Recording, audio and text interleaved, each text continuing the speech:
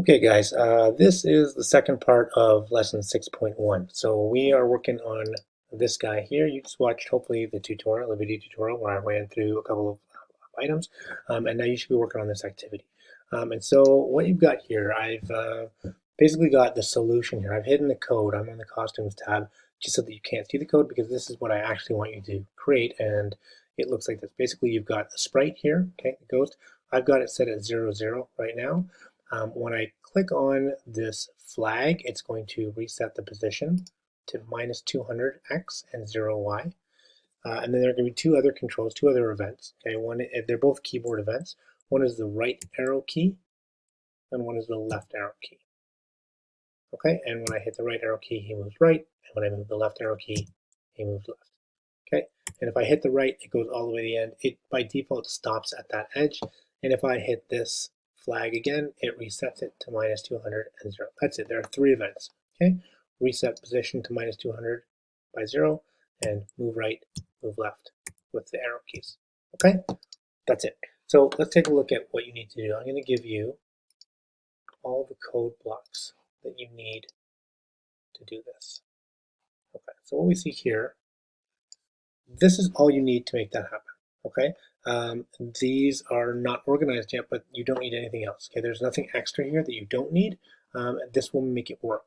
Now, one thing I'm realizing that I didn't mention in the tutorial, the one that you watched here, is that you can have more than one event applied to a sprite. Okay, so when we were doing earlier, I was moving this guy to the right. I would change the event. I would drag it back here and drag a new one out. But you can have more than one, right? I can have one that is based on an up or a down or whatever, letter A, okay? And then I can have a different one. So that, say I wanted to move it up and down, I can have different events, okay, on the same sprite. So that's exactly what you're going to have. That's why there are three events here. One is going to be for the reset. One is going to be to have it moving to the right. One is going to be to have it moving to the left. Now you're going to have to figure out what these are. There's not a big mystery here. You should be able to figure that, okay. You should be able to figure out which of these is going to reset the position or which is going to move it in a given direction.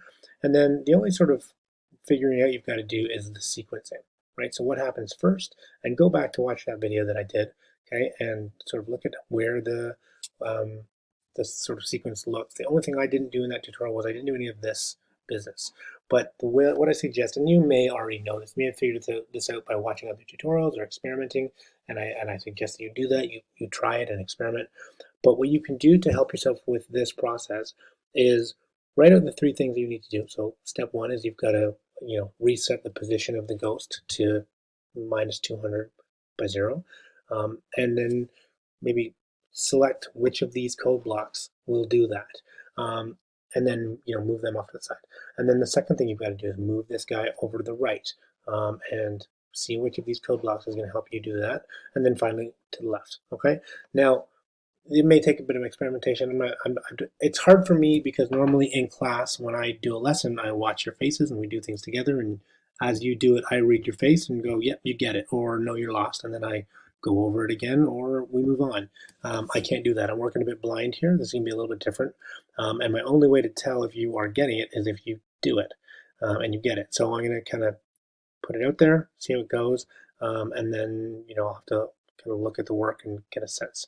Now, the other thing you need to do, I'm this year actually looking here at the desktop version, the downloaded version. If I switch back over to um, here to Scratch, if I go into any project, I can select it. This is just some trial stuff I was doing earlier. And when I'm working on it, it's got a name. I'm going to get you to name this your last name, please. Okay, so if I'm doing this, it's St.Romain -6-1. Okay, and that's based on this lesson here. Okay, so this is 6-1 or 6.1. Okay, so we're going to name that accordingly. And this is the only way that I can tell whose is whose, because what you'll see here is in my dashboard, you guys have been given a username by this system, but I don't actually know who is who. Okay, and so what I'm going to ask is that you guys identify yourselves here for me. Okay, the other thing I'm going to get you to do is once you've named this, you need to do two things. You need to let me just show you here.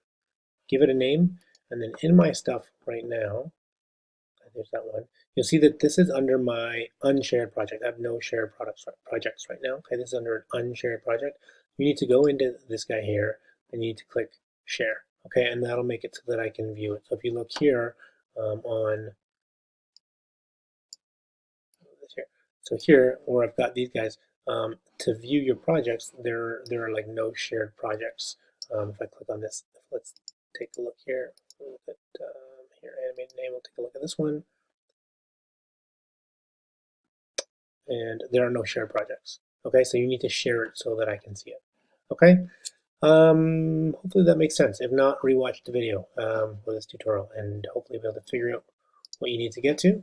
Fingers crossed, and I guess we'll see by the end of the day. This should take, I think, in around 15 minutes to 25 minutes for you to figure out because you've been given all the pieces you need. It's just a matter of problem solving.